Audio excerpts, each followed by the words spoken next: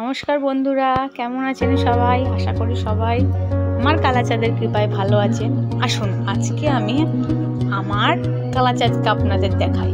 এই হলো আমার গণেশ ঠাকুর, সরস্বতী মা, বাবা লোকনাথ, আর এই হলো আমার কালাচাঁদ।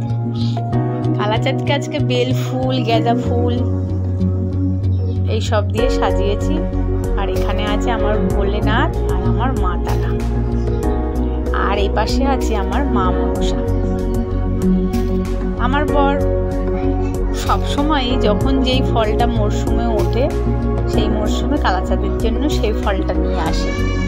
আজকে এনেছে ফুটি আর রসগোল্লা।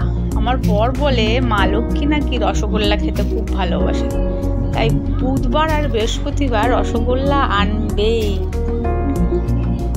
রসগোল্লা থালায় দিয়েছি, এবারে ফুটিটাকে কেটে কালাচাঁদকে খেতে দেব।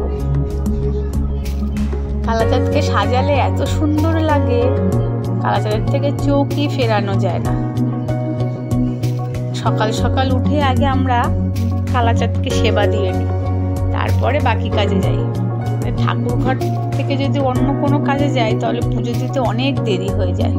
তাই সকালবেলা উঠেই সব কাজ আশি বাসি সব ছেড়ে আগে আমরা দুজনেই কালাচাঁদকে সেবা দিয়ে নিই। আমিও থাকি, আমার সাথে আমার বড় থাকে।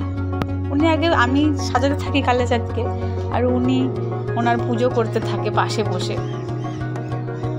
কালাচাঁদকে খেতে দিয়ে তারপরে আমি সরে যাই, তারপরে আবার উনি পুজো করে নেয়, তারপরে আমি পুজো করি।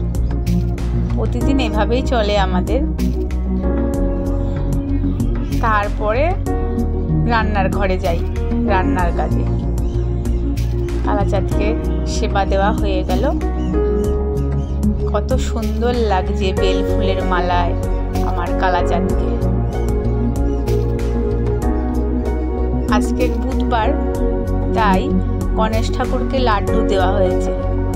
এই যে পুজো করছে আমার পর, উনি উঠে গেলেই আমি ধূপকাঠি দেখাবো কালাচাঁদকে, তারপরে আবার রান্নাঘরে যাব।